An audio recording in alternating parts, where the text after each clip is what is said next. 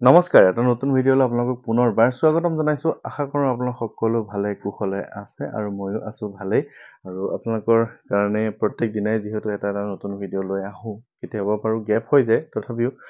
আপোনালোকৰ ওচৰলৈ আহি মোৰ ভাল লাগে খুব। কাৰণ আপোনালোকেও হয়তো আগ্ৰহেৰে ৰৈ থাকে কিবা এটা নতুন জানিব পাৰিম বুলি, বা কিবা এটা নতুন আপোনালোকক খবৰ পাব বুলি ৰৈ থাকে। গতিকে ময়ো খবৰবোৰ দি ভাল পাওঁ, কাৰণ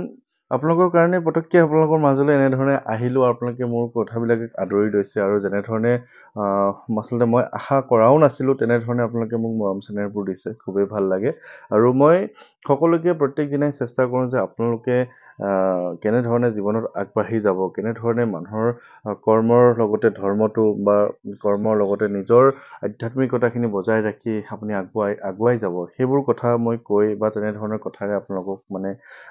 চেষ্টা কৰি আছোঁ আপোনালোকৰ মনটো ভাল লগাবলৈ, বা আপোনালোকে যাতে ভালে হৈ থাকে তাৰ বাবে আপোনালোকৰ মই প্ৰত্যেক দিনাই চেষ্টা কৰি থাকোঁ। দুদিন আগতে এটা ভিডিঅ' বনাইছিলোঁ। আপোনালোকে জানে নিশ্চয় যে এগৰাকী পুত্ৰই তেখেতৰ মাতৃৰ যি কৰ্কট ৰোগ হৈছিলে, সেই কৰ্কট ৰোগ নিৰাময়ৰ বাবে নাচে ৰোগ হে সব পীড়া জপত নিৰন্তৰ হনুমতি বীৰা, এই হনুমান চালিচাৰ এই পংক্তিটো মাতি কেনেধৰণে তেখেতৰ মাতৃৰ দুৰাৰোগ্য ৰোগৰ পৰা মুক্তি দিয়াবলৈ তেওঁ সক্ষম হৈছিলে। আজি তেওঁলোক আহিছিলে তেজপুৰ মেডিকেল কলেজৰ যি কেঞ্চাৰ ইনষ্টিটিউট আছে, তালৈ আহিছিলে। তেওঁলোকে আহি আমাৰ ঘৰত তেওঁ সোমাই গৈছে, নামঘৰত সেৱা লৈ গৈছে। যিগৰাকী ৰোগীয়া আছিলে, যি তেখেতৰ কেঞ্চাৰ হৈছিলে, তেওঁ আহিছে, লগত পুত্ৰজনো আহিছে, আন এগৰাকী লোকো আহিছে, সেৱা জনাই গৈছে আৰু ধন্যবাদো দি গৈছে। কিবা বিশেষ কাৰণত আৰু মই ফটো ল'বলৈ ভাল নালাগিল আচলতে, কিন্তু তেওঁলোক অহাৰ কাৰণে অশেষ ধন্যবাদ জ্ঞাপন কৰিছোঁ। আৰু খুব বেছি ভাল লাগিল তেওঁলোক আহি যে ইয়াতে নামঘৰত সেৱা লৈ গৈছে, আৰু তেওঁলোকৰ যিখিনি পুত্ৰৰ মনৰ যিখিনি ভক্তি, যি হেঁপাহ, সেই হেঁপাহৰ দ্বাৰা, সেই সেৱাৰে তেখেতৰ মাতৃৰ সেই দুৰাৰোগ্য ৰোগৰ পৰা মুক্তি পালে। আৰু কথাটো এনেকুৱা ধৰণৰ যে কেৱল যে তেওঁলোকে ভক্তিয়ে কৰিছে সেইটো নহয়, ট্ৰিটমেণ্ট কৰি আছে, কিন্তু সেই যে তেওঁলোকৰ মনৰ ভক্তিখিনি ভগৱানে সেইখিনি লৈছে, ভগৱানে কৃপা কৰিছে, কৃপা কৰাৰ কাৰণে তেখেতৰ সেই মেডিচিনেই হওক বা তেওঁলোকৰ ডক্তৰৰ শুশ্ৰূষাখিনিৰ লগতে তেওঁলোকো ভাল পালে, আৰু তেওঁ সেই ডাঙৰ ৰোগৰ পৰা তেওঁলোকৰ মুক্তি হ'ল। আৰু এটা বিশেষ কথা আপোনালোকক ক'বলৈ ওলাইছোঁ, কাৰণ মোক বিভিন্ন ধৰণে এইকেইদিন ফোন কৰি আছে, বিভিন্নজনে বিভিন্ন ঠাইৰ পৰা ফোন কৰি আছে। তাৰ মাজতে বেজালিৰ কথাটো অলপ বেছিকৈ ফোন আহে, যে অমুকে কৈছে যে আপোনাৰ ঘৰত অমুক কৰি থৈছে, কোনোবাই আপোনাৰ ঘৰত অমুক কৰি থৈছে। কেৱল সেইবোৰ কথাই যেন গোটেই অসমখনত চানি ধৰিছে, অসমখনত সেই ক'লা যাদু, বেয়া শক্তিখিনিয়ে যাতে গোটেই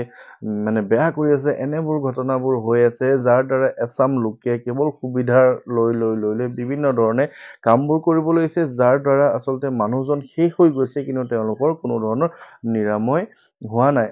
আজি মোৰ এটা কথা শুনি খুবেই বেয়া লাগিল, যে এজন লোকক কোনোবা এজন বেজে কৈছে যে তেওঁ কি ক'ম আৰু, মোৰ খুব দুখ লাগিছে ক'বলৈ, যে তেখেতৰ স্বামী 2 মাহৰ ভিতৰতে মৃত্যুবৰণ কৰিব লাগিব, বা 2 মাহৰ ভিতৰতে তেখেতৰ এনেকুৱা দুখ লাগিছে যেন মৃত্যু হ'বই। এতিয়া সেই মৃত্যু নহ'বৰ কাৰণে টকা এটা দিব লাগে, সেই টকাটোৰ দিয়াৰ পিছত তেওঁলোকে পূজাখন কৰি ল'ব। পূজাখন যে কৰিব, পূজাখনৰ সামগ্ৰীখিনি কিন্তু সেই মানুহজনে কিনি দিলে নহ'ব।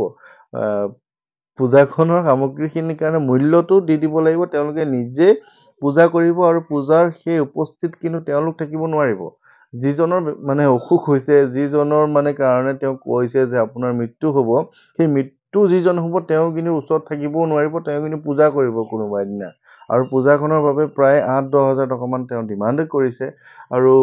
কথাবোৰ তেনেকুৱা ধৰণৰ, যে তেওঁ বা সেই পূজাখন কৰিবনে নাই। যদি পূজাখন নকৰে, সেই 8-10 হাজাৰ টকাটো ক'লৈ যাব? আৰু যদিহে সেই মানুহজনকো উপস্থিত থাকিব নিদিয়ে, তেনেহ'লে কাৰ হৈ তেওঁ পূজা কৰিব? গতিকে এনেবোৰ কথাই আমাৰ অসমখনত বহুত বিপথে পৰিচালিত কৰি আছে। আমাৰ এনেবোৰ বেজ বৈদ্যৰ নামত বিভিন্ন ধৰণৰ ভয় সোমোৱাই দিয়া হৈছে। এই যে মই এইটো এটা মাত্ৰ উদাহৰণহে দিছোঁ, যিজন মানুহে মোক নিজে ফোন কৰি কৈছে, আৰু বিভিন্ন ধৰণৰ কথা কয় যে আপুনি অমুকটো দান দিব লাগিব, দানৰ সামগ্ৰীখিনি কিন্তু আপুনি কিনি আনিলে নহ'ব, সেই সামগ্ৰীখিনিৰ মূল্যটো দিব লাগিব, মই নিজেই সেই সামগ্ৰীখিনি কিনি দান হিচাপে কাৰোবাক দিম। এনেবোৰ কথা আচলতে বৰ বেয়াই অসমত প্ৰভাৱ পৰিছে। গতিকে এইবোৰ বন্ধ হ'ব লাগে আচলতে। তাৰ বাবে মই এইখিনি প্ৰচেষ্টা কৰি আছোঁ আপোনালোকৰ ওচৰত, যে হনুমান চালিচা আৰু বজৰংগ বাণখনে আপোনাক কেনেধৰণে সহায় কৰে। হনুমান চালিচা পঢ়ি দেখিছে এনে কেঞ্চাৰৰ দৰে ৰোগবোৰ প্ৰতিৰোধ কৰিবলৈ শক্তি পাইছে, মনত প্ৰেৰণা পাইছে। গতিকে বেলেগ এজনৰ যদি ভাল হ'ব পাৰে, আপোনাৰ কিয় ভাল নহ'ব? আপোনাৰতো ভাল হ'ব লাগিব কাৰণ কোনো মানুহৰ কাৰণে ভগৱানজন বেলেগ বেলেগ নহয় আৰু ভগৱানে কোনো মানুহক বেলেগ বেলেগকে নাচায় সকলো ভক্তৰ কাৰণে ভগৱান সেই একেজনেই আৰু ভগৱানজনৰ কাৰণেও ভক্তজন সকলো সমান একে ধৰণৰ গতিকে কাকো বেলেগ ধৰণে ভগৱানে নাচায় মাত্ৰ ধৈৰ্য বুদ্ধি শক্তি সেইখিনি ধৰিব লাগিব আৰু সেইখিনিৰ দ্বাৰা আপুনি উপকৃত হ'ব গতিকে এইটোৱে ভাবিব যে অমুকৰ দেখোন কথা কৈছে এই ভিডিঅ'টোত এই ল'ৰাজনে এই মানুহজনে দেখোন এই কথাখিনি কৈ আছে মোৰ একে ধৰণৰ বেমাৰ হৈছে মোৰ কিয় ভাল নহ'ব মইতো পঢ়ি আছো বা ময়ো পঢ়িবলৈ লওঁচোন কিয় ভাল নহ'ব কালি যিটো হায়াৰ ছেকেণ্ডেৰী ৰিজাল্টৰ কথা ক'লো বেলেগ এজন ছাত্ৰই যদি সেই কথাটোৰ পৰা প্ৰেৰণা পায় বা তেওঁ যদি 91% পাব পাইছে মই কিয় নোৱাৰিম তেনেধৰণৰ কথাখিনি আগবাঢ়িলে আমাৰ নিশ্চয় সুফল পোৱা যাব আৰু আজিৰ ভিডিঅ'টো আচলতে বৰ বিশেষ দীঘলীয়া নকৰোঁ মানে এনেবোৰ কথা আচলতে মনত দুখ লাগে কাৰণে মই কিছু আৱেগত খঙত কথাবিলাক কওঁ আৰু আজি এতিয়া কথাটো এনেকুৱা ধৰণৰ যে মই সোমবাৰ আৰু মঙ্গলবাৰ বুধবাৰ এই তিনিটা দিনৰ কাৰণে মাজুলী যাম মানে প্ৰথম দিনা মই ইয়াৰ পৰা ঢকুৱাখানা হৈ মাজুলী যাম মাজুলীত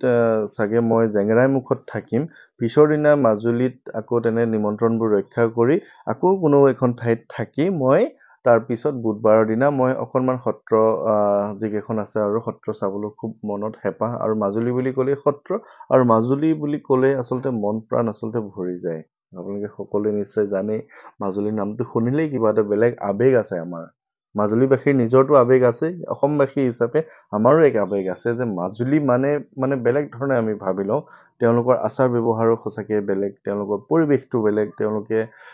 মানে কলা সংস্কৃতিখিনি বেলেগ মুখাশিল্প আছে তাত বিভিন্ন ধৰণৰ সত্ৰৰ যি সংস্কৃতি আছে খুব বেছি ভাল লাগে সেইকাৰণে বুধবাৰে মই অকণমান মাজুলীখন চাবলৈ চেষ্টা কৰিম আৰু তাৰপিছত আৰু মই আকৌ ঘৰলৈ বুলি আহিম এতিয়া কথাটো এনেকুৱা ধৰণৰ যে মই মাজুলী প্ৰায় 6জনমান লোকৰ নিমন্ত্ৰণ লৈছোঁ আৰু বহুজনে বহুদিন আগৰ পৰা মোক নিমন্ত্ৰণবোৰ দি আছিলে যদিও তেওঁলোকৰ নম্বৰবোৰ বা তেওঁলোকৰ নিমন্ত্ৰণবোৰ অলপ পিছলৈ ৰৈ গৈছে কিন্তু মই আপোনাক এইখিনিতে আজিয়ে মই আপোনালোকক জনাম যে কিবা কাৰণে আপোনালোকে আজি যদি ভিডিঅ'টো নাচায় তেনেহ'লে বা মইতো ক'ব নোৱাৰোঁ যে আপোনালোকে চাবই লাগিব এইটো কথা নাই কিন্তু কিবা কাৰণে থাকি গ'লে মানে মোক দোষাৰোপ আচলতে নকৰিব পিছত মোক খুব বেয়া লাগে যেতিয়া গুচি আহোঁ তেতিয়া কয় যে আপুনি আমাৰ তাত নোসোমালে আমি অমুক তাৰিখে কৈ থৈছিলোঁ বা তেতিয়া মনটো অলপ দুখ লাগে আচলতে কিন্তু আপোনালোকে মই অনুৰোধ জনাম যদি কোনো মাজুলীৰ লোকে এই ভিডিঅ'টো পাই শ্বেয়াৰ কৰি দিব যাতে যদি কোনোবা লোকে ভাবি থৈছিলে তেওঁলোকে অন্ততঃ আজিৰ পৰা এদিন বা দুদিনৰ ভিতৰত নিমন্ত্ৰণবোৰ দিয়ক কাৰণ তেতিয়াহে মই ৰক্ষা কৰিব পাৰিম বা তেতিয়া মই সেই হিচাপে মই কথাবোৰ প্লেনিংটো কৰিব পাৰোঁ কেইদিন কেনেধৰণৰ তথাপি মই আপোনালোকক কৈছোঁ যে সোমবাৰে ৰাতিপুৱা মই ঘৰৰ পৰা ওলাম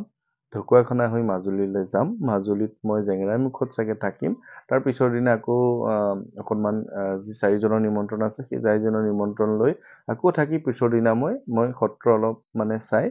আগবেলাতে মই ধুনীয়াকৈ ঘৰলৈ গুচি অহাৰ যিটো পৰিকল্পনা এটা লৈছোঁ গতিকে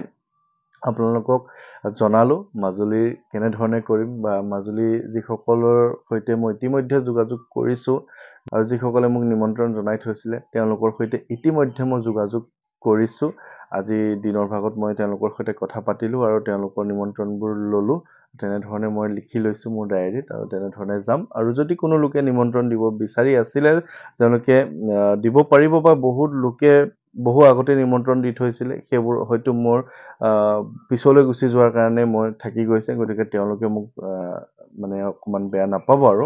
কাৰণ যদি তেওঁলোকে আকৌ মোৰ এই ভিডিঅ'টো পায় নিমন্ত্ৰণ শব্দটো লিখি মোৰ সেই মোবাইল নম্বৰটোত 9085093104 এই নম্বৰত আপোনালোকে মেছেজ কৰিবলৈ নাপাহৰিব যাতে মই আপোনালোকৰ নিমন্ত্ৰণবোৰ ল'ব পাৰোঁ কাৰণ এবাৰ মাজুলী যোৱাৰ পিছত আকৌ মই যে যাম সোনকালে তেনেধৰণৰ কথা নাই বহুত দূৰ বহু কষ্ট হয়